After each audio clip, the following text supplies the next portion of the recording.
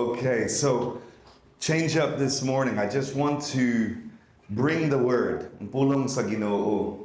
And then afterwards, ma-respond ta. Okay ra sa imo? Sa tanan kini, all of this is worship unto the Lord. Amen? Amen. So, we started off with being thankful. Pasalamatan na ta sa Ginoo. Daghan kaayo masalamat ta sa iya. Amen? Right? The fact that we have life karon is His. We are only alive because He has allowed it to be so. So, we can be thankful, right? Na ay purpose para sa imo, para sa tuwa tanan diri. Amen? So, today, na akong word, gusto ko ma-share sa imo. And it comes from the book of Chronicles, 1 Chronicles chapter 28. So, if na kay Biblia, maybe a Biblia na, open your Bible to 1 Chronicles 28.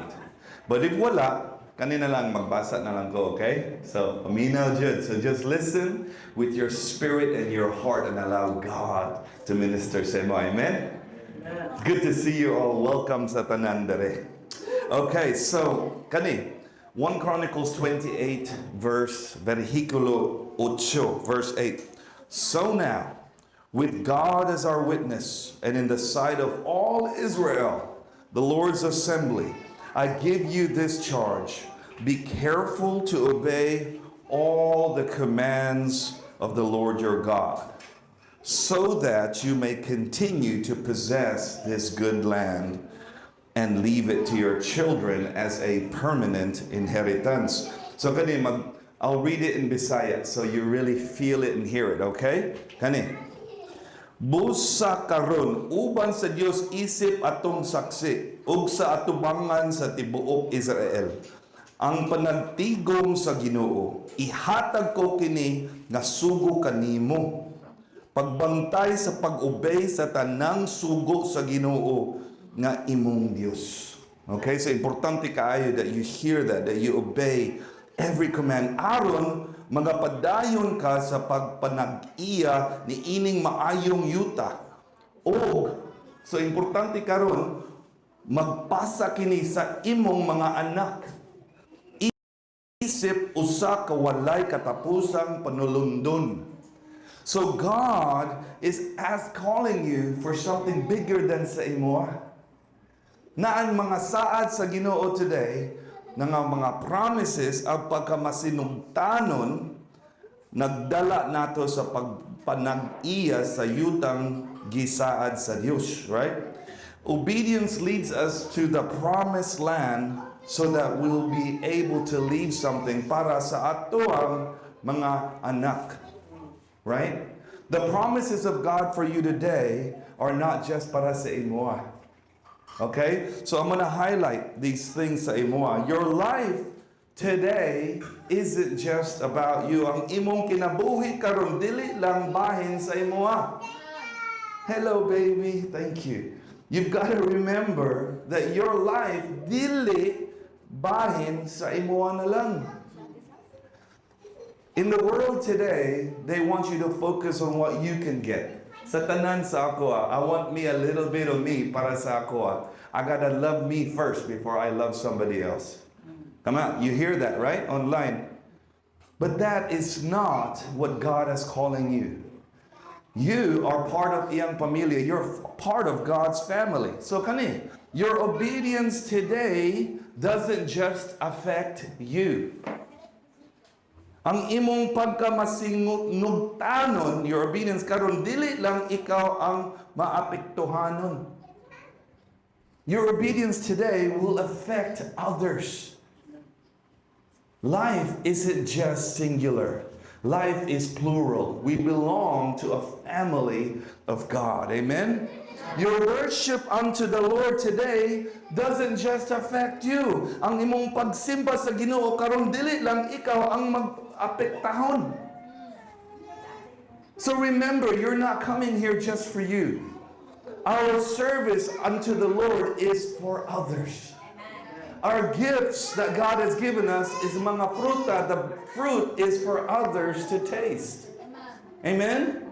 So this isn't a spectator sport. This isn't a place where you just receive. Natambok mo, kada adlaw, kada Domingo. That you get fatter every week. This isn't for spectators. This is for action takers, faith holders, doorkeepers, tower watchers, change bringers. You are called for more than you. You are called to make the kingdom known and tasted here on earth. It's about atuang future generations, right? Karon, we need to stop thinking isa-isa lang. We need to start thinking plural, pamilya. That is one thing that we know in this church, right? Sa Davao Live, we are unsa? Family. So that means as family members, mga miyembro sa pamilya sa Ginoo, you don't think about yourself only. When I see my sister, I think, okay, how can I love my sister? When I see my brother, how can I love my brother? When I see my ates, my lolos, my kuyas, how can I love them? Right? That is the secret to walking in the promises sa Ginoo, mga saad sa Ginoo. Is to not think of yourself as only you, but to think of God in you, loving others. Your purpose is for others to taste ang maayo sa Ginoo, the goodness of God. Amen? Are you with me? And so this, I'm going to read this next part. In 1 Chronicles 28, 9 to 10. And Solomon, and maybe, kani, para sa imo si Micah, si Yani, si Gary, kani, para sa imo mga ates, kuyas dere, this is you, listen. Ang instructions sa Ginoo. Akong anak, my son, learn to know the God of your ancestors intimately. Kung ikaw, Solomon, akong anak, hibalua ang Diyos sa imong mga katigulangan sa suod nga paagi. So know the ways of God from the past. The Word of God, know Him, right? It says this, worship and serve Him with your whole heart and a willing mind. Simbaw og alagari siya sa tibuok mong kasing-kasing og andam nga hunahuna. With your whole heart and mind, worship Him, right? For the Lord sees every heart and knows every plan and thought. Kaya ang Ginoo nakakita sa matag kasing-kasing og nasayod sa tanang plano og hunahuna sa mga tao diri. So God already knows all the plans and motivations sa imong kasing-kasing og hunahuna that's in your heart and mind. Right? And then this is the promise. If you seek Him, you will find Him. But here's the warning. But if you forsake Him, He will reject you forever. Kung imong pangitaon siya, imong makita siya. Aron kani, apan kung imong talikdan siya, if you refuse Him, if you forsake Him, if you don't listen to His words today, iyaha kang isalikway hangtod sa kahangturan. He'll reject you. This isn't a popular word to give. Nga naman, because it's not just feel goods lang. Good vibes na lang pas. Dili na kong gusto mga tinuod sa Ginoo. I don't want to hear the truth from God. Good vibes na lang. God is love, di ba? Pastor, isn't He love? That means all things are permissible. Not all things are permissible. Certainly not all things are beneficial. Right? It might be permissible, but dili beneficial para sa imo ang spiritual life. Right? So then he says this. So take this seriously. The Lord has chosen you to build a temple as His sanctuary. Be strong and do the work. Kani, busa pagdawat ni ingi na seryoso. This is a serious thing to listen to. The relasyon sa Ginoo isn't just lip service. The relationship with God isn't a personal satisfaction guarantee na lang. A relationship with God is a life of sacrifice, a life of giving, a life of overflow of God living in you. That means you lay down your life for the sake of others. Parehas sa Kristo, namatay siya para sa imo ang mga sala. The same way that Jesus died for you and I when we were iyang enemies. This is serious. So when the Word of God says this, busa pagdawit ni ini nga seryoso, you need to listen. Take this seryoso. Gipili ka sa Ginoo aron pagtukod og templo isip iyang balaang dapit. Paglig-on og buhata ang buluhaton. That's the charge. Be strong and do the work. Na ang mga tao, magligon sila, but malazy siya. Magligon ko. I'll turn up at church on a Sunday in a meeting, but I won't do the work of being a follower of Christ. I won't love sacrificially. I won't give sacrificially. I won't lay down my life sacrificially. I'll turn up though. Look at me, tanaw ko. Perfecto na kayo. Bagong gupit na ako, away. Is that church? Dili. God says obedience, love, grace, mercy. This is the evidence sa kingdom of God, right? So na akong tulo ka parts I want to share with you from these scriptures. Are you still with me? Dili na ka matulog? Promise? Just open your eyes na lang now. All right? 3 parts. Natay ang suugo, ang instruction, right? Mga instructions sa Ginoo. The first part in that scripture says, learn to know. Pagkat-on og sa pag-ila. Learn to know God intimately, right? Pagkasuon, like close, right? Is that correct? Kaila sa Ginoo, to be close. Today, worship and serve with a willing heart and mind. Simbahan o galagre siya uban sa andam nga kasing-kasing una-una. Right? We need to learn. So, I want to ask you this question today. What are you busy about knowing today? Unsa man ang imong gihinay-hinay o kat-onan karon? What are you getting busy about to understand today? Because God says, get busy to do the work of knowing. Pagkiila sa iya. Karon, where does your time, asa imong padulong ang imong panahon sa imong mata? Where do you spend your time with your eyes? Where do you spend your time with your feet? Where do you spend your time with your mouth? Where do you spend your time with your ears? You see, God says, come and know me. And we're going to find out where to know God intimately. Are you still with me? So number 1, ang instruction, learn to know, pagkaila sa Ginoo, intimately know God. Number 2, I only have 3 parts, so don't worry. Okay? Number 2, the fact, ang kamatuoran. There is a fact dere. It says in the scriptures, the Lord already knows. Kabalo na sila. Unsa sa imong kasing-kasing, kung sa nasa imong una-una. God already knows what's in our hearts and minds. Right? The Lord already knows. Nasa sayud na daan ang Ginoo sa tanan nga mahitabo. He already knows. He already knows sa ato ang kasing-kasing, ato ang una-una, o ato ang mga plano. If God already knows what's in our hearts, minds, and plans, why do we try to be secretive? Why do we try to pretend? Nanuman, because we want to please man over God. Kana ang bottom line. O mapretend na lang ko pas okay ra ko. But sa imong kinabuhi tanan dili okay. Kada adlaw dili na ka magdisiplo sa Ginoo. So maybe mag-fool mo sa ako. Maybe you can fool me and your friends, but you cannot fool God.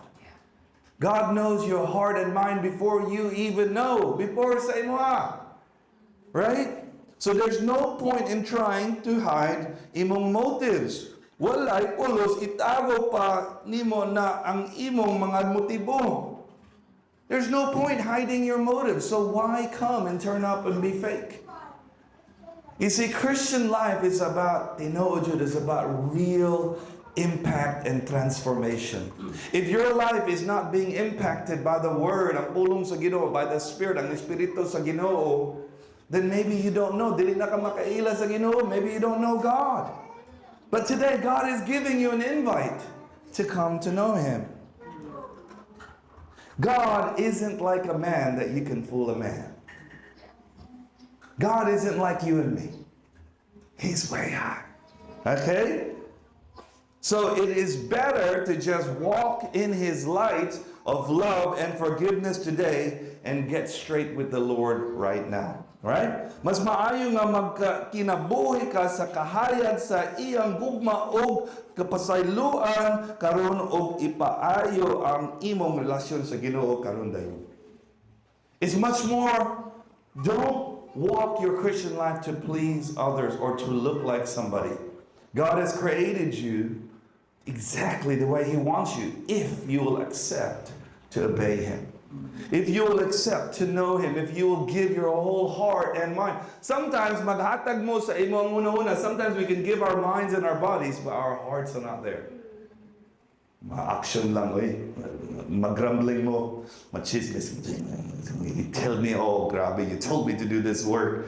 I'll do this work, but I'm so angry. You know? So maybe your mind and your body is doing it, but your heart isn't, it isn't true. Our Christian walk can look like that. There is no point in walking like that. It's a waste of your time and a waste of God's time. And God's given us a window, an oportunidad to get right. Nanuman, because He has good plans for you and for the generations to come. Kaya adunay siya maayong plano para nimo ug sa imong generations to come. So why throw that away for a momentary disobedient pleasure? Right? This isn't religion. This is relationship.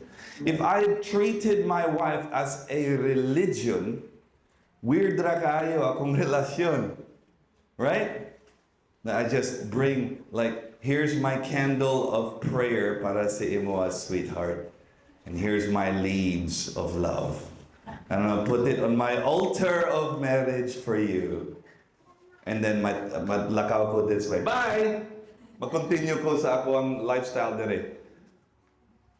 Wala na ko kaila sa imo. I don't really know you, but I've given you some good things. But akong kasing-kasing, separado na kayo. That's not how God wants us. He wants to be passionate, loving, amahan. He wants you to enjoy life to its fullness, to overflow. He wants you to reflect sa iyang mga bunga. He wants you to reflect His fruits of love, joy, peace, patience, kindness, goodness, self-control. All of those things you can have by His Spirit. Thirdly, the promise and the warning. Og kasal og sa pagpahimangno. How do you say that? Right? It is that, pagpahimano, right? So it's like a warning. So there's a promise and a warning. Not a lot of people, dili dagang tao, want to talk about the warnings. I love you enough to tell you the truth. And I hope others do to us when we're walking in the darkness and not in the light. Right? Like I said, this isn't a private club. This is a service to help others who are dying and bring them in. Don't ever forget that. We're here for others, for them to taste your life in Christ so they too come to know. Pagkaila sa Ginoo. That's our purpose. Together. Not singular, but together. Amen? So kanang mga saad, if you truly seek God today, you will find kung tinuod yun nimo pangataon ang Dios karon imong makita siya. Nindot na kayo ang saad. If you want to know God, seek Him. He will be found. So, akong question today, what are you truly seeking in life? I talked about this earlier. Unsa man gyud ang imong gipangita sa kinabuhi karon? What are you seeking? Let me throw a few things out. Is it success, kalampusan? Is it power, gahom? Is it fame, kadungaanan? Is it love? Good mom, I'm seeking love. Is it acceptance? Pagdawat? Is it purpose? Katuyuan? There's so many things we could seek, and they're not bad things. It's good to seek love. I want to be loved. Of course we do. We're made to be loved by the Father. Kana ma-reflect us to others. The problem is when you take God out of the equation, it becomes ungodly. Take God out of anything, it becomes anti-God. Take God out of love, it becomes selfish. Take God out of ambition, it becomes self-focused. Take God out of imong vision, it becomes selfish. Take God out of anything, it becomes anti-God. It's a very easy thing to understand. Is God in this desire? Naa sa Ginoo karon sa akong una-una, dili, grabe ma. I better run the other way. Is God in this relationship? If it's not, I better seek God in it or turn and run away. Is God in this desire? If not, I better cut it off. Simple but powerful. Kani ang highest calling is to be known and to know God. That is your purpose. Intimacy is the key. Ang labing halandong tawag mao ang pag-ila o pagkaila sa Diyos imo. That is the highest calling in your life. Not to do more, not to be a professional churchgoer. Look at me in my church clothes. I got my church shoes. That's not what God calls us to be. He says your highest calling is to know me, to love me, to worship me, to follow, patulong sa ako, and then overflow to others my love, my heart, my joy, my peace that I've given you, give unto others. Don't forget, it's not singular, plural ta. Amen? Ang pagkasuon mao Yahweh. This is the key, intimacy. Right? And I want to just say this, you cannot earn His love and forgiveness. Dili nimo mapalit ang iyang gugma o kapasayloan. You can't earn it, you can't buy it, you can't work it, you can't become a professional at this. You can't say, I got it one Sunday, Pastor Wood, so kana, uman na ko, I'm done. I did it once. I gave my heart once. I accepted His grace once. Pasaylo ako, I said I'm sorry once. Now I can make it a system, but then still live akong own life. No, dili. It is only the blood of Jesus, ang dugo sa Jesus, that has allowed you to come into a relationship with God. Because of God's great love, He shed His own blood para sa tuwa as payment. Right? The wages of sin is death.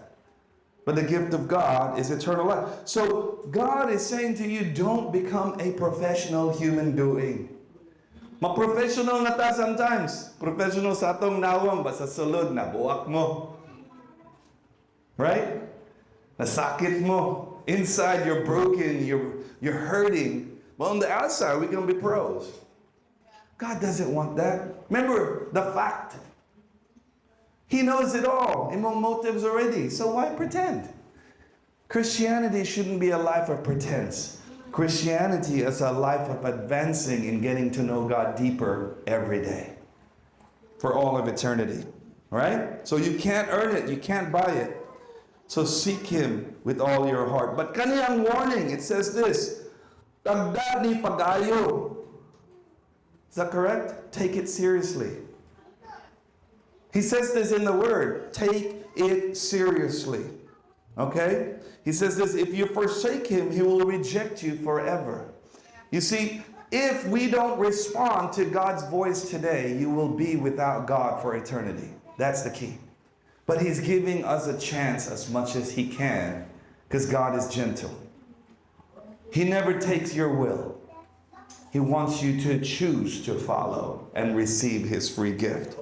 Do not for 1 second think any man can force you to obey or disobey God. It's your choice. Right? It's your choice. Ikaw na lang magpili. Gani, dili ang popular nga mensahe, right? It's not a popular statement that if you decide not to obey His words, if you don't open the door, matuktok siya sa imong kasing-kasing as He's knocking, you could forever be separated. And that is a fact. But God's love so much for you that He's giving you an opportunity day after day until there's none left. We don't know when our last breath is. But if nakay hangin karon, nakay oportunidad, you have an opportunity now to respond to this love. God is love. That's true because of His love, He sent His Son. Not that God is love, that everything is okay, that you can carry on sa imong relasyon sa kalibutan with the world, with your relationship with the world. He says, I have made a way, but you must choose to follow me. You must choose to know me. If you don't respond to the word of God today, there is a serious warning. And I want you to hear this.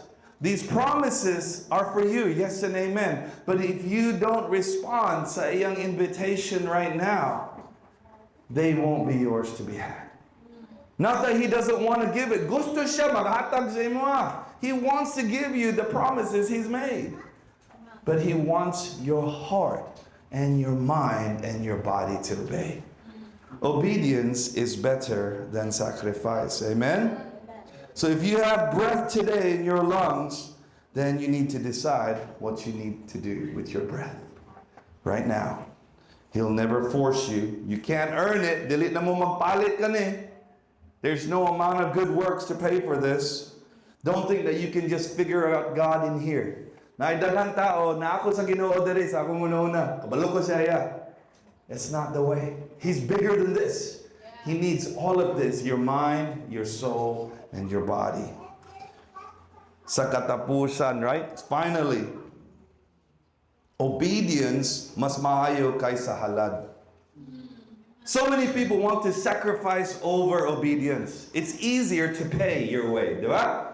Right? I can pay today. I can give today. And okay na sa akong mga sala. Okay ra, mag-cover up na lang ta. Nah. God is not looking. Do you think He needs our help? He created everything. God wants your heart.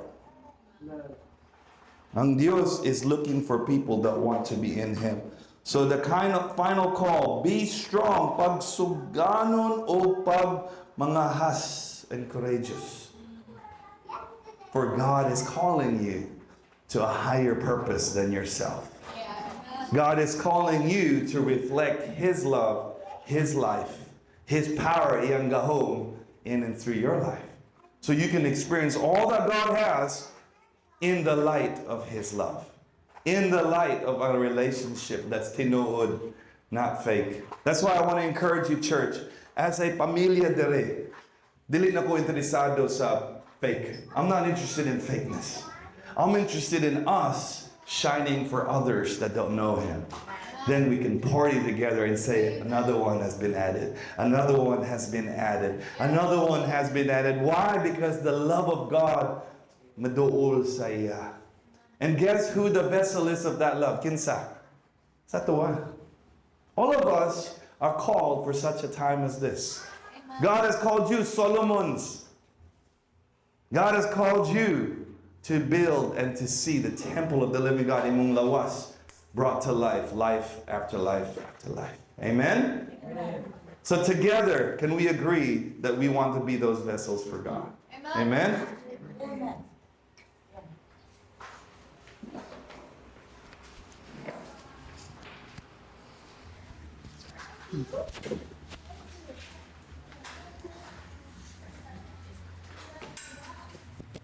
Some of us here have been pregnant. Uban sa tuwa diri ang buntis na. Think about that time. Hunahunaan na nga higayon nga nagbuntis ka. You are so excited with the promise inside your stomach. Excited kayo ka sa promise sa Ginoo nga naa sa imong tiyan. And you're excited because you know that you're adding to your family. Excited kayo ka kay kabalo ka nga naa na ko'y madungag sa imong pamilya. And as the tummy grows, Og sa pagtubo sa imong tiyan, the excitement grows. ang imuhang kalipay nagatubo sad.